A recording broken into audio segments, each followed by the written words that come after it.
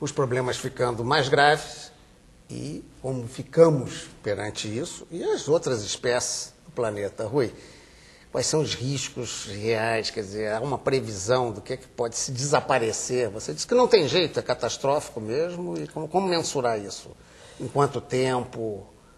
Olha, esse é um problema bastante complicado, né? De prever. Existe uma porção de previsões sobre extinção, etc., e que é um pouco frustrante porque elas começam a não se realizar. Quer dizer, alguns dos modelos existentes começam a se revelar falhos. Quer dizer, certas medidas simples que nós comentávamos aqui antes, de proteção, de reservas, de reserva legal, um conjunto de coisas que existem, que são medidas mitigadoras e que são capazes de preservar razoavelmente espécies e a diversidade e tal, apesar do que haverá perdas e está havendo mesmo. O problema da mudança aí é um problema mais complicado um pouco. Você pensa o seguinte, imagina boa parte das culturas nossas, né, produtos agrícolas, elas têm faixas onde elas ocorrem. Elas não podem ocorrer em plantar qualquer coisa em qualquer lugar. E tem dois controles aí. Tem um controle climático de água e temperatura e tem um outro de luz, da duração do dia. Eu não posso simplesmente dizer assim, não, essa agora não tem problema porque eu vou plantar mais para o sul, né? Porque ficou mais quente, vou plantar mais para o sul. Em primeiro lugar, como a duração do dia é diferente, né? Tem dias mais longos, mais para o sul, mais longe do Equador, algumas plantas não vão poder ser plantadas mais ao sul. E é aquilo que o Ismar estava falando, que é importante, a amplitude da variação. Também, que cada espécie ela tem um máximo e um mínimo que ela suporta. Se eu começo a ter o máximo além do que ela suporta, ou o mínimo além do que ela suporta, ou os dois, muitas irão desaparecer, inclusive muitas espécies cultivadas. E outro dia uma autoridade disse assim, os transgênicos, isso é uma bobagem que não tem mais tamanho. Um ministro não devia. Ou seja, mexidas desse nível não vão solucionar. Não, isso não é possível. O transgênico é a mudança de um gene.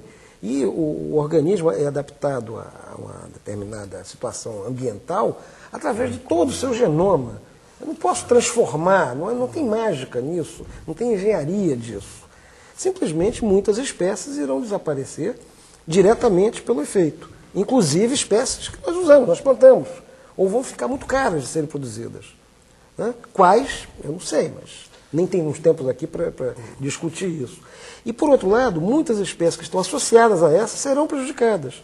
Então, nós vamos ter uma certa instabilidade, não é um desequilíbrio, uma instabilidade em relação aos ecossistemas, digamos assim. E lembrando, novamente, que nós nos evoluímos dentro desse sistema. Quer dizer, nós não sabemos quais são as consequências sobre nós, seres humanos, e particularmente sobre nós, brasileiros, dessas mudanças. Várias coisas vão acontecer. Né? Várias coisas sérias vão acontecer por causa disso. Problemas econômicos muito sérios, além da erosão dos serviços que vão deixar de ser prestados. Você citou o Ismar aí em relação à meteorologia, a questão do tempo.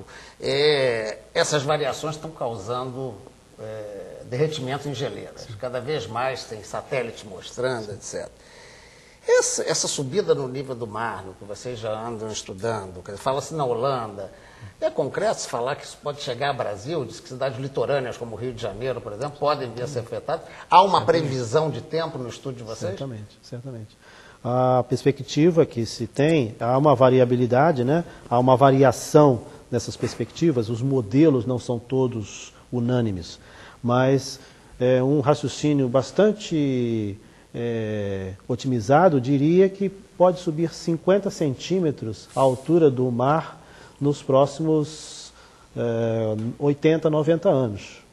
Né? Me permita. Pois não. Eu tenho um número que eu lembro, são 20 centímetros por século. Não? Perdão. Vamos lá. Terceiro relatório de avaliação do IPCC de 2001, o Isimar tem razão. 50, 60 Está mais, centímetros. o aumento está sendo. O primeiro efeito é muito simples. É muito simples. É simplesmente a expansão térmica da água do mar. Se aumenta a temperatura, ela aumenta o volume. Isso é muito simples. Tá? Tem uma parte aí que é um pouco mais difícil, que é o derretimento das geleiras continentais. Esse aí é um pouco mais difícil de prever, mas o primeiro efeito maior é simplesmente a expansão térmica da água. Então, corroborando aí, quão perigoso pode ser isso? Claro. É que meio metro, assumamos então, meio metro nos próximos 80 anos. Mas isso é na média. Isso Na significa média, que mas a isso significa que as Leblon e ondas... Fica, as não, a Barra da ondas- Tijuca desaparece. É, claro. As A Barra ondas da vão Tijuca invadir. simplesmente desaparece. Claro. Exatamente. A altura média ali é 5 metros.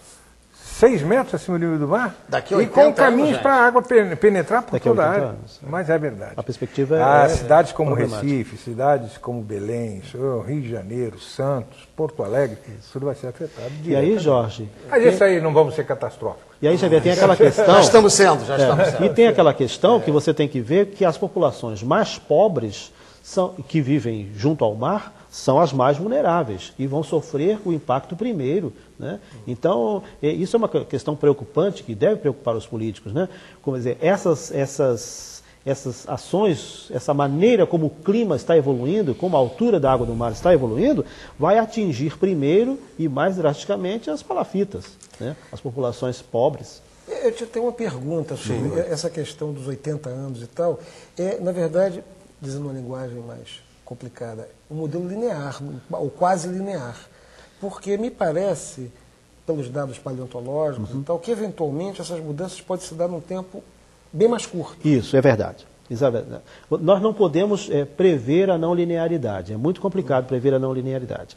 Mas há exemplos na história geológica do mundo que mostram que houve saltos abruptos, que a gente seria a tradução de não linearidade, em algumas situações. E alguns meteorologistas, eu li algo recentemente que mostra que alguns meteorologistas estão imaginando que nós estamos às vésperas de ter esse tipo de soluço no clima do mundo.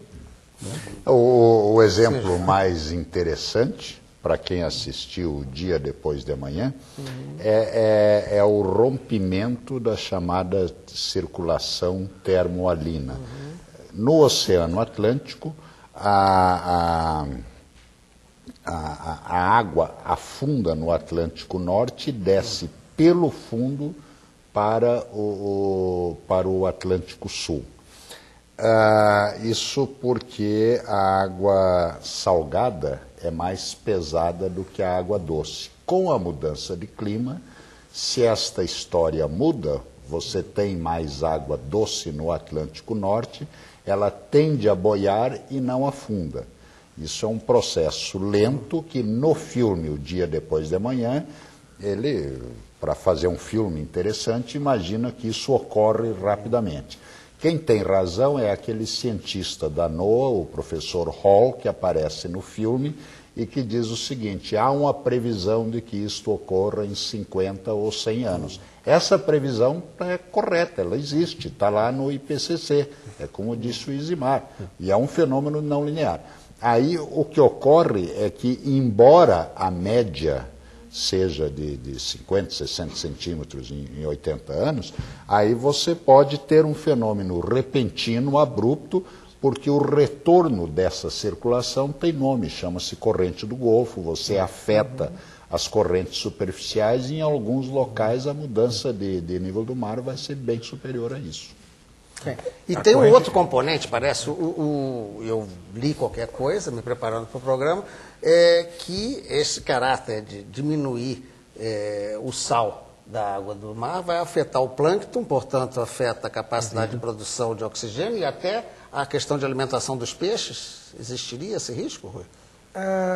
Eu não saberia dizer, não, honestamente. Eu não entendo muito de vida marinha, eu sou terrestre.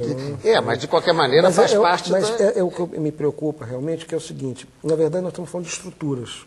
Entende? As estruturas, elas têm elas se mantêm com uma certa forma, né, em certas condições. E elas têm uma variabilidade. Elas vão para lá, vão para cá, aí tem um ponto limite. Quando esse ponto limite é atingido, a estrutura muda. Não é que ela quebra, não, ela muda, ela vira outra coisa. né? O prédio está ali balançando. Uma hora ele cai. Quando ele cai, ele não vai caindo em 80 anos. Ele cai. Quer dizer, a estrutura muda completamente, né? Isso, então, a teoria matemática, chama a teoria da catástrofe, que estuda exatamente essa situação. Então, me parece que certos tipos de mudanças, não são todas, algumas mudanças, elas são desta forma, quer dizer, você atinge um certo limite e, a partir daí, a mudança é como se fosse instantânea. Né? Quer dizer, o troço do filme é uma bobagem, mas não é uma bobagem assim, não vai acontecer aquilo de ter uma geleira chegando instantaneamente, não é isso, né? Mas efeitos bastante rápidos, né? Porque, repare bem, aumentar... Em termos de história do mundo, 50, 80 anos... mas eu estou pensando já na minha depois vida. da manhã, Eu, com 80 anos, entendeu? Tendo não poder mais ir à praia, né? Porque, repare bem, o aumento de 10 centímetros na média inviabiliza as nossas praias aqui no Rio de Janeiro. Porque quando tiver a ressaca, as ondas maiores, aquilo vai quebrar dentro dos prédios. Dentro dos prédios. E vai quebrar os prédios. Como hoje acontece em Maricá. Sim. Você começa a ter mudanças geomorfológicas. Quer dizer, começa a quebrar casas. Exatamente. Bem, eu acho que com isso, para vocês não ficarem totalmente apavorados, a gente dá um tempo para vocês relaxarem com o intervalo e vamos ver um pouquinho de solução na última parte do nosso programa. Espera um pouquinho.